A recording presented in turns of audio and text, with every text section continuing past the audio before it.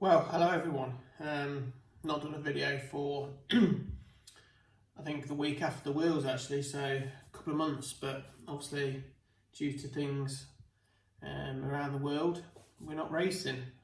If somebody is racing in your country, well lucky you, because in the UK we've had sort of no racing for about 4 or 5 weeks now. Didn't miss it for a while, and then the last few probably weeks you miss seeing your mates and going to tracks and having to do your hobby, so you find yourself doing other things like watching Netflix or doing stuff in the garden, whatever. But so I hope everybody's well, stay safe, etc. But I know I've been watching a lot more YouTube, looking for weird and wonderful things to occupy my time, and a few people have been in touch and a few more subscribers. So one person specifically asked, I asked him if he wanted to see anything, and I think he was Tim Jansen. He asked if I could show how to adjust the caster and the ride height. So the video might move about a bit in terms of the subject matter, because as I come across things I'll probably mention it. Just before I forget, actually, one of the issues some of us were having was with the bumpers. Although with the new bumper it helps sitting the body shell on, after a while, after a few knocks, the bumper plate was sort of pushing through the foam. So before I put a new one on now, I'm just putting some shoe goo, maybe 1 or 2 layers, just wiped over the outside and on the bottom as well, and that's helping to keep the bumpers a lot longer, and also because it's not pushing through, it's obviously saving the fronts of his shell as well. So I think I've ran that shell quite a few times, and certainly it's helping keep the shell in better condition. So one of the really good things about the Eclipse is how easy it is to work on, and how good it is straight out the box from in terms of the settings. So in terms of the caster, it's actually, I'm just reading the manual here, as we should all do. It's page 9 or step 12 of the manual. You can get these, you can look online for these if you haven't got a hard copy. They're always on racing-cars.com. Just search for the diagrams or the downloads there, and it goes through ride height and caster chart. So if we just deal with the caster specifically at the start, so the front end of the Eclipse, you've got this beam, the lower beam as we refer to it, that's where the kingpins attach to, and that gives the angle of caster. So this is a front beam that's I think it's in the old design where it's got the little holes cut out. It's from an older car, but I just want to use it for this. So you've got the 4 points on the bottom, and depending on the amount of, or the size of the shims you put behind it, will give you let's get this right, give you a different angle. Okay, so if we just sort of lay it on the box, so if I have more shims under the front, that's going to lift the front up, that's going to increase, so that's going to lift the front, and that's going to increase the caster. So the car, I think, is generally the kit is set up, or we advise to go for 4 degrees. And the difference between the front and rear, the front is 0.5 of a mil higher than the rear. So doesn't matter if you've got 1.5, 2, nothing, 0.5, as long as the difference between the two, front and back, is half a mil, that will give you 4 degrees of caster. If you want to increase the caster, you obviously you increase the difference. So you go from, again, just for purposes of ease, 0 to 1. So that will move the front up more and give you more caster. With the car, I don't think most people are running 4 degrees. Some people are running 4.5. Now, how do you get a half? Well, you just put a 0.2 or 0.3 mil shim under the front, and that will give you a little bit more. So why would you increase your caster? Why would you decrease the caster? You'd increase the caster if you wanted to give yourself a little bit more steering, and you've explored all the other options to give you that steering. Or if you maybe are getting, the only other reason we might reduce the caster, so you're getting less steering, is maybe if you're getting some grip roll. So you're going to a track where the grip's really high and you've tried everything else, that's something you can do. But generally speaking, more caster, a bit more steering, less caster, a little bit less steering, but normally we're all running about 4 degrees. So that's half a mil difference between the front and the back, half a mil higher at the front. So again, to get that angle, the front comes up to give you more, or you flatten it so you have less of a difference, and it goes flatter and you get less caster. So once you've got your caster to how you want it, whether that be 4, 4.5, you need to adjust for the ride height. That's when you use, again, you'd use either washers, or Schumacher sell these little space Eclipse. The parts are U7943 for half a mil and U7944 for 0.75 of a mil. And then you put washers under each of the 4 points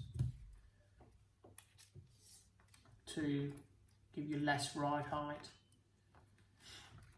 on those. Now you can fine tune the ride height. So on the kingpin we also have, I've got actually, how many have we got there? I've got 1. So I've got 1 black washer below the hub and 1 black washer at the top there. That takes out the droop, but we can also use it to alter the ride height. So again, if you want to raise the ride height, you're moving washers from the bottom to the top. These are 0.25 of a mil. So you've got the ride height adjustment under the front beam, and then you can do the fine tuning by 0.25 of a mil on the kingpin. So that's the front ride height. It's all in the manual. I probably made it sound more complicated than it is. But just, it's a really, once you got the caster right, then you're putting, to change the front ride height, you're putting the same shim or these spacers under every single of those 4 points. So that's the front. The rear, we've got these inserts, very common these days with 12 cars, into the pod, and you've got lots of different size that give the hole is positioned differently, and you can flip them up one way or the other.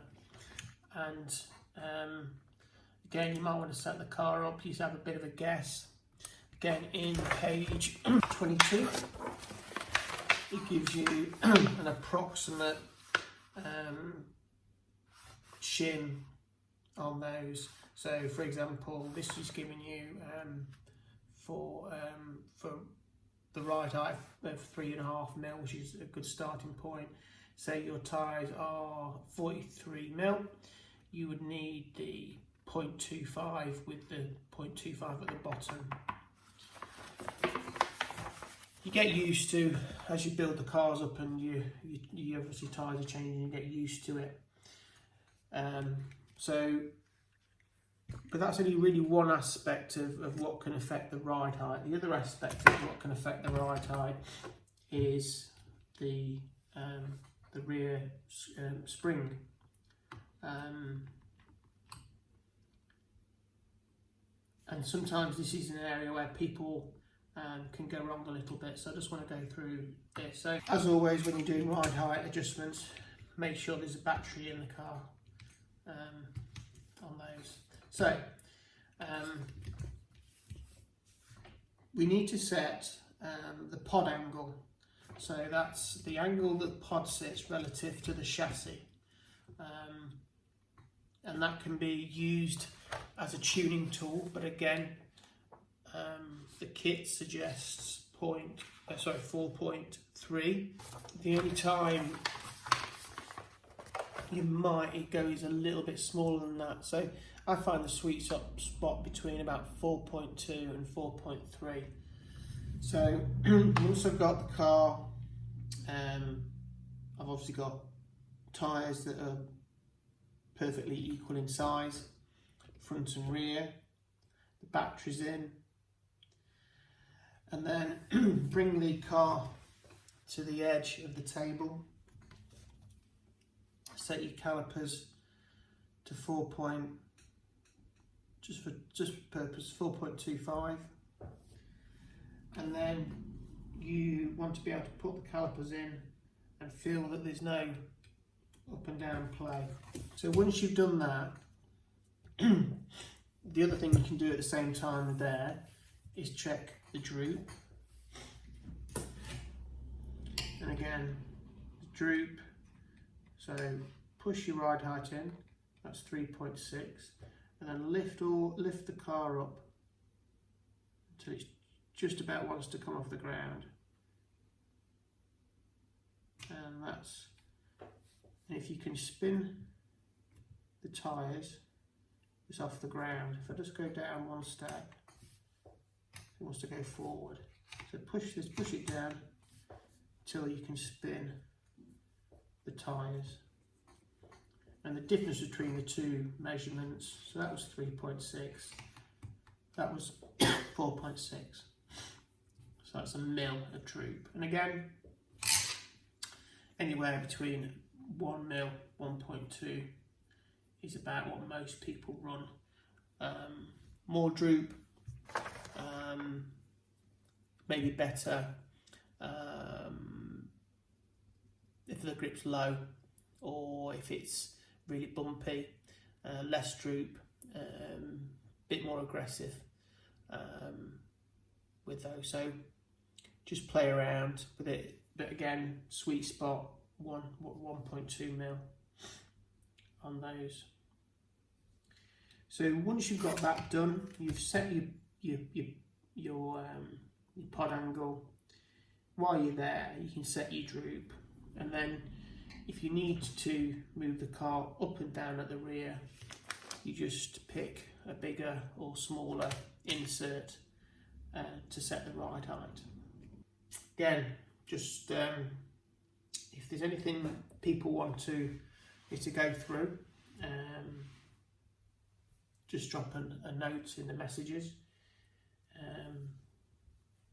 and I'll try and do videos. Obviously, I've got lots of time on our hands at the moment, so I've probably a good opportunity to do it. But again, just going back to the caster with the Eclipse 3, it's very easy to set, and you haven't got to worry about the reactive caster that you see on cars like the Roach and the X-Ray and others.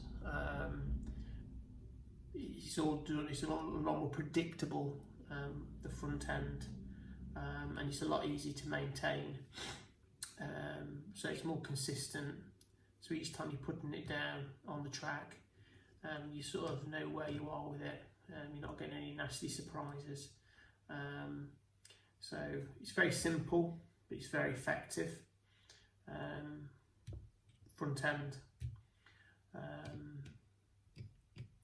I've got some new bits and bobs come in, hopefully later this month.